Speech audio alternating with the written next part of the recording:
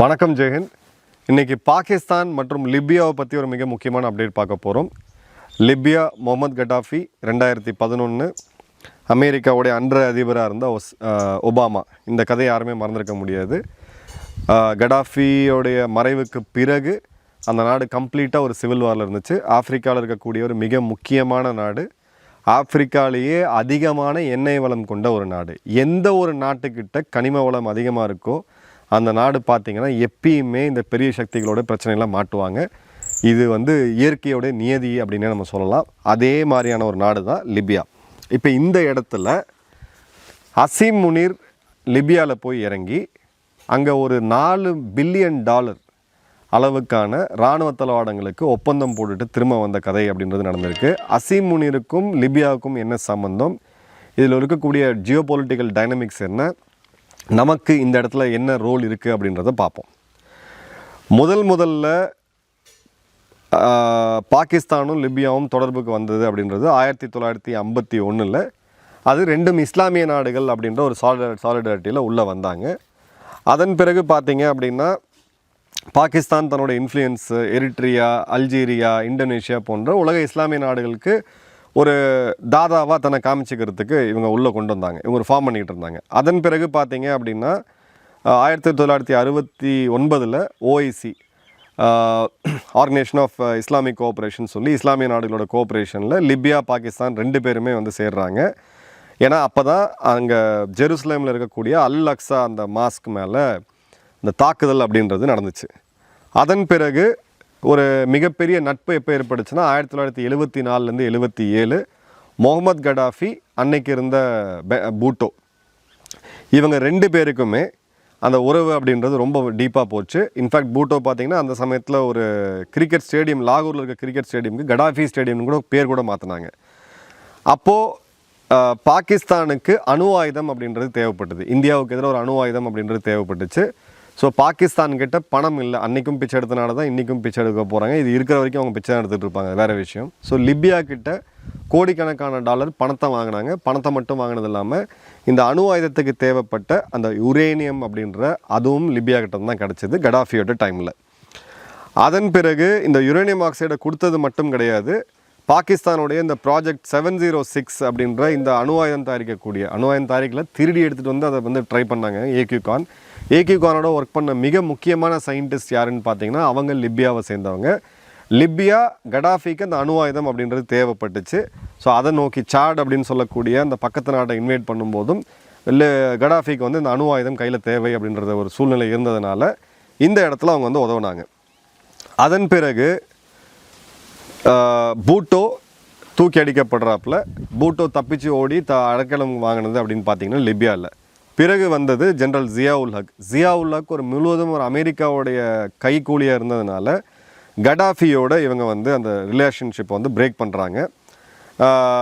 Gaddafi பார்த்தீங்க அப்படின்னா ஒரு அல் ஜுல்ஃபிகார் அப்படின்னு சொல்லக்கூடிய ஒரு கடத்தல், ஒரு பயங்கரவாதி. பாகிஸ்தானுடைய விமானம் 1981 கடத்தப்பட்டுச்சு. அந்த கடத்தலுக்கு சம்மந்தப்பட்ட பயங்கரவாதிக்கு நிதி உதவி கொடுத்தது கடாஃபி அப்படின்ற இதுவுமே பாகிஸ்தானில் அன்றைக்கி பெரிய லெவலில் பேசப்பட்டுச்சு. பிறகு 2011 அரப் ஸ்ப்ரிங் நடந்து 42 வருட கடாஃபியோடைய அந்த ஆட்சி அப்படின்றது முடிவுக்கு வந்துச்சு. முடிவுக்கு இன்னி வரைக்கும் பார்த்தீங்க அப்படின்னா இது சிவில் வாரில் இருக்குது. 65% நாடு ஒருத்தரோட கண்ட்ரோலும், மிச்சம் இருக்கக்கூடிய 35% நாடு இன்னொருத்தரோட கண்ட்ரோலும் இருக்குது. இந்த நாட்டில் பார்த்திங்கன்னா 90 ஆல்மோஸ்ட் 80% மேலே பாலைவனம் தான், சகாரா பாலைவனம்னு நம்ம சொல்லுவோம். ஆனால் இந்த 35% கண்ட்ரோலில் வச்சுட்டு இருக்கக்கூடிய ஆள்கிட்ட தான் அந்த எண்ணெய் வளம் அப்படின்றது அதிகமாக இருக்குது. இப்போது இதில் இருக்கக்கூடிய பிளேயர்ஸ் யார்? எண்ணெய் அப்படின்னாலே அமெரிக்கா இல்லாமல் இருக்காது. அமெரிக்கா கிட்டத்தட்ட எல்லா சைடுமே அவங்க ப்ளே பண்ணிக்கிட்டு இருக்காங்க. இதை ஒட்டி இருக்கக்கூடிய யுஏஇ, கத்தார், சவுதி அரேபியா போன்ற நாடுகள் இவங்களும் எல்லா சைடும் ப்ளே பண்ணிகிட்டு இருக்காங்க. இஜிப்டோட எல்லையை கொண்ட நாடுனால அவங்களுக்கு அந்த முஸ்லீம் பிரதரோடைய பிரச்சனை இல்லை. முஸ்லீம் பிரதரோடுன்றது அரப் ஸ்ப்ரிங்குக்கு வழிவகுத்து பல ஆட்சியாளர்கள் கொல்லப்பட்டாங்க, சதாம் ஹுசைன், கடாஃபியிலிருந்து. ஸோ இஜிப்தை பொறுத்த வரைக்கும் அவங்க மிகப்பெரிய லெவலில் இதோட வேதனை அனுபவித்தாங்க. ஸோ அது மீண்டும் வரக்கூடாது அப்படின்ற போது இன்றைக்கி முஸ்லீம் பிரதர்ஹுட் ஆட்சி செய்யக்கூடிய இல்லை கண்ட்ரோலில் இருக்கக்கூடிய ஒரு நாடு அப்படின்னு பார்த்தீங்கன்னா லிபியா தான். இது லிபியாவே 2 அரசாங்கமாக நம்ம பிரித்து வச்சுருக்கிறோம். இப்போ இந்த இடத்துல $4 பில்லியன் அளவுக்கான டிஃபென்ஸ் டீலை கலீஃபா ஹஃப்தரோட சேர்ந்து இவன் வந்து ஃபீல்ட் மார்ஷல் சோக்கோலக இந்த ஃபேக் மார்ஷல் அசீம் முனீர் போய் போட்டிருக்கான் டிசம்பர் 19. இதில் காமெடி என்னென்னு பார்த்தீங்கன்னா, கலீஃபா ஹஃப்தர் அவங்க ஊர் ஃபீல்டு மார்ஷல், அந்த பதவி யார் கொடுத்தானா அவருக்கு அவரே கொடுத்துக்கிட்டாரு. இவன் ஒரு ஃபீல்டு மார்ஷல், யுத்தத்தை தோற்ற பிறகு இவனுக்கு யார் கொடுத்துட்டாங்கன்னா இவனுக்கு இவனே கொடுத்துட்டான். ஸோ 2 சர்விங் ஃபீல்டு மார்ஷல், இதாவது இவங்களே ப்ரொமோட் பண்ணிக்கிட்டு 2 பேர் சந்திக்கிறாங்க. 4 பில்லியன் அளவுக்கான இதை வந்து டீலை வந்து போடுறாங்க. இதில் காமெடி என்னென்னா, கலீஃபா ஹஃப்தரோடைய இந்த அரசாங்கத்தை ஐநா அங்கீகரிக்கலை, இந்தியா அங்கீகரிக்கலை, எந்த நாடுமே இதை அங்கீகரிக்கலை. எந்த அங்கீகரிக்கலையோ அங்கே தான் போயிட்டு இவங்க ஒரு ஆர்ம்ஸ் டீல் போடுறாங்க. ஏற்கனவே லிபியா மேலே லிபியாவுக்கு எந்த நாடும் ஆயுதங்கள் கொடுக்கக்கூடாது அப்படின்ற அந்த ஐநாவுடைய ரூலுமே இருக்குது. ஆனால் ஐநாவை இன்றைக்கி எவனும் மதிக்கிறதுன்றதுக்கான பெஸ்ட் எக்ஸாம்பிள் இதுதான்.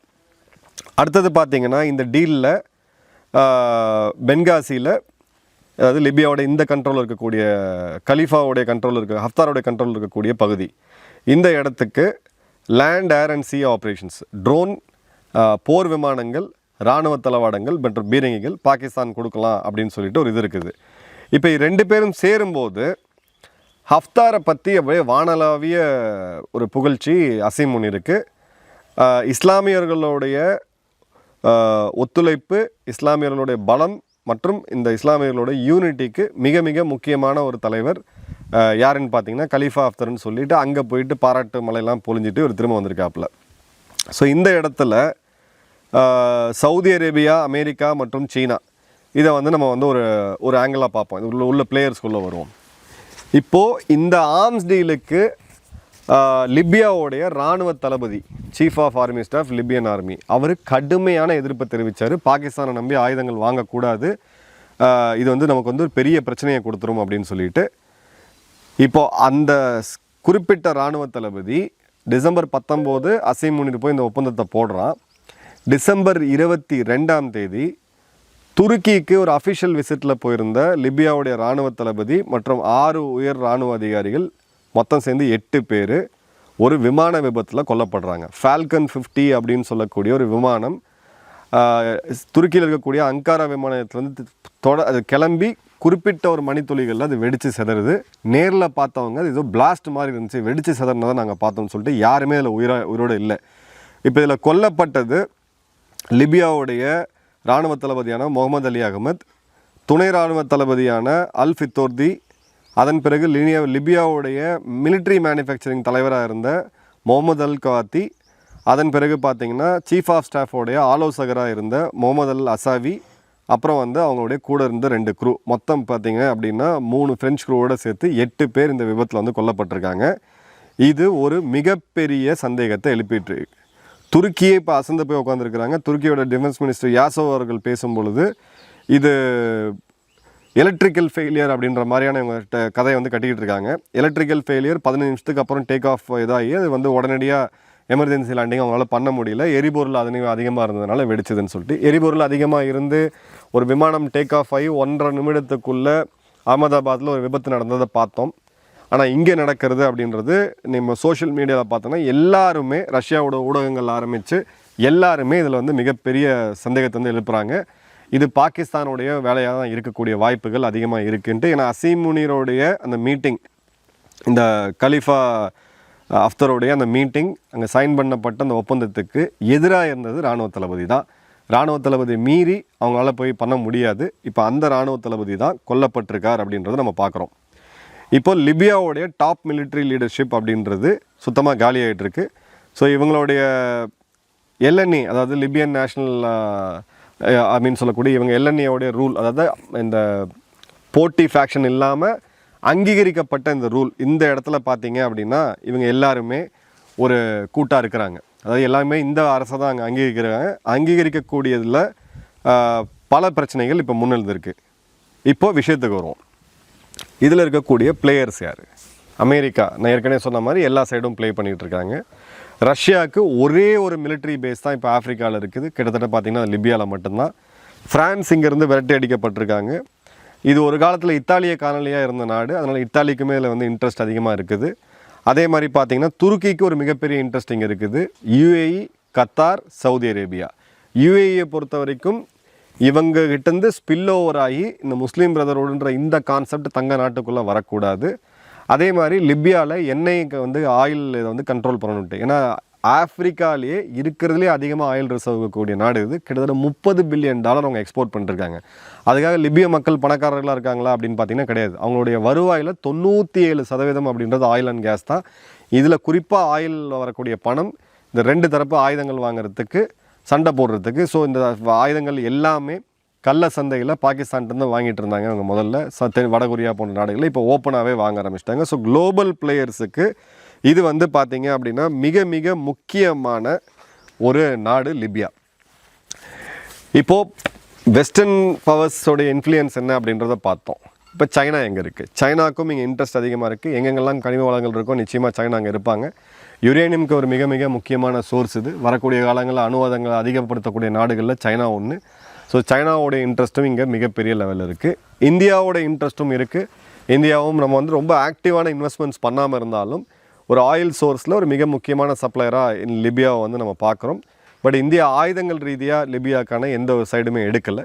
ஸோ அங்கே அங்கீகரிக்கப்பட்ட அரசாங்கத்துக்கிட்ட இந்திய அரசாங்கம் பேசிக்கிட்டு இருக்காங்க, தொடர்பில் இருக்காங்க. அங்கீகரிக்கப்படாத ஒரு இடத்துலையுமே பார்த்திங்கன்னா நிறைய பேர் பேசிகிட்டு இருக்காங்க, அவங்கள்ட்டையும் பேசிகிட்டு இருக்காங்க. இப்போ இந்த இடத்துல பாகிஸ்தானோட என்ட்ரி எங்கேருந்து வருது?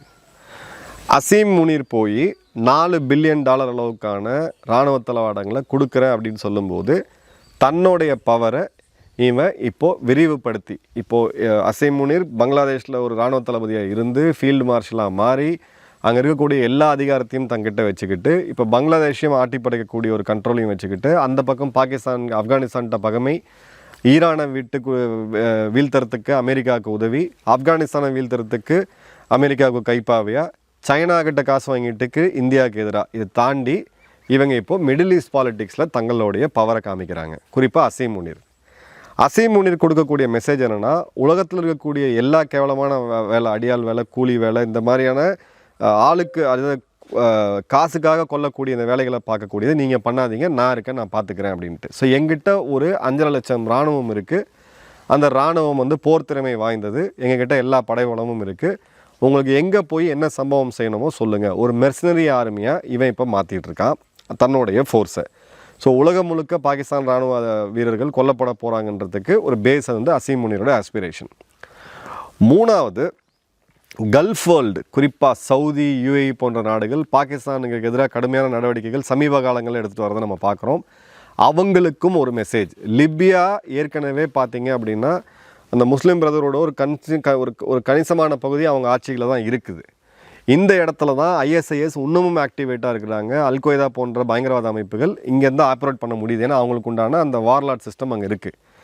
இந்த இடத்துல பாகிஸ்தான் உள்ளே போச்சு, லிபியாவில் ஒரு மிலிட்ரி பேஸை ஆர்கனைஸ் பண்ணுறாங்க அப்படின்ற போது அதை லிபியாவை ஒரு பெரிய ஜிகாத் ஃபேக்ட்ரியாக உருவாக்கி, பயங்கரவாதிகளை உருவாக்கி, உங்கள் நாடுகளில் என்னால் பண்ண முடியும், உனக்கு ஒரு மிகப்பெரிய தொல்லையாக நான் மாற முடியும் அப்படின்ற மெசேஜை கத்தார், சவுதி, யுஏஇ மற்றும் ஈஜிப்ட் போன்ற நாடுகளுக்கு கொடுங்க. குறிப்பாக ஈஜிப்டுக்கு ஒரு மிகப்பெரிய ஆபத்து என்னென்னா அவங்க எல்லையை வச்சுட்டு இருக்கக்கூடிய ஒரு நாடு இது. நான்காவதாக அமெரிக்கா மற்றும் சீனாவுக்கு இவங்க நேரடியாக கொடுக்கக்கூடிய பேரம். காசு எங்ககிட்ட கொடுங்க, உங்கள் வேலையை நாங்கள் பார்த்துக்குவோம், உங்கள் இராணுவம்லாம் அங்கே வர தேவையில்லை, இங்கே எண்ணெய் உருவாக்கி பயங்கரவாதிகளை உருவாக்கி வீழ்த்தலாம், எண்ணெயை நாங்கள் எடுத்துக்கிறோம், எங்களுக்கு பேமெண்ட்டு. ஸோ ஆன் பேமெண்ட்டுக்கு காசுக்காக உலகம் முழுவதும் எதையும் செய்யக்கூடிய ஒரு இராணுவமாக இன்றைக்கி அசீம் முனீர் அதை மாற்றி வச்சுருக்கான். அதோட டீல் தான் இது. அஞ்சாவது எடுத்தீங்க அப்படின்னா இந்தியாவுடைய இன்ஃப்ளூயன்ஸ் இப்போது மிடில் ஈஸ்டில் அப்படின்னு பார்த்தீங்கன்னா நல்ல நாடுகள்கிட்ட இருக்குது. யுஏஇ, சவுதி, கத்தார், ஒமான், யெமென் போன்ற நாடுகள்கிட்ட கூட நம்ம தொடர்பில் இருக்கோம். ஆஃப்ரிக்காலையும் இந்தியாவுடைய ப்ரெசன்ஸ் அப்படின்றது சைஸபிளாக இருக்குது. ஒன்ஸ் இவங்க லிபியாக்குள்ளே பாகிஸ்தானுடைய இராணுவம் உள்ளே புகுந்துச்சு அப்படின்ற போது அங்கே நார்த் ஆஃப்ரிக்காவில் இருக்கக்கூடிய நாடுகள், அங்கே இந்தியாவோட கணிசமான இன்வெஸ்ட்மெண்ட்ஸ், மைனிங்லாம் இருக்குது. அந்த இடத்துல இந்த பயங்கரவாதிகளை பயன்படுத்தி இந்தியாவுடைய பிஸ்னஸஸை வந்து வீழ்த்த முடியும். ஸோ அதற்கான முன்னெடுப்பாகவும் அசீம் முனீர் இதை பண்ணிக்கிட்டு இருக்கான். ஐந்தாவதாக தன்னை வந்து ஒரு இஸ்லாமிய நாடுகளுடைய பாதுகாவலனா, அணு ஆயுதம் வைத்துட்டு இருக்கக்கூடிய, நான் ஏற்கனவே சொன்னேன் மெக்கா மதீனாவை நாங்கள் தான் காப்பாற்றிக்கிட்டு இருக்கோம்னு சொல்லி ஒரு இஸ்லாமிய நாடுகளுக்கு ஒரு கவுண்டர் பேலன்ஸாக இவன் வந்து உருவாக்கிட்டு இருக்கான். ஸோ இவன் போய் ஆர்ம்ஸ் டீல் போட்டான் அப்படின்னா விஷயம் என்னென்னா, ஆர்ம்ஸ் எங்கே இருக்குது பாகிஸ்தான்கிட்ட? எதுவுமே கிடையாது, எல்லாமே சைனாட்ட தான் வாங்கி பச்சை பெயிண்ட் அடித்தது தான் அது.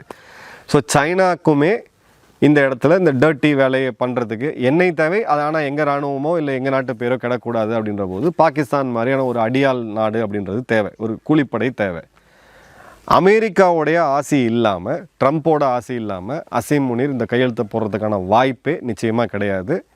ஸோ லிபியான்ற நாடு இப்போ தான் ஏதோ ஓரளவுக்கு கொஞ்சம் போர் நிறுத்தம்லாம் ஏற்பட்டு இயல்பு நிலைக்கு திரும்பக்கூடிய ஒரு சூழ்நிலையில் அந்த நாடு வச்சுட்டு இருக்கக்கூடிய எண்ணெய் வளமே அழிஞ்சு போச்சு.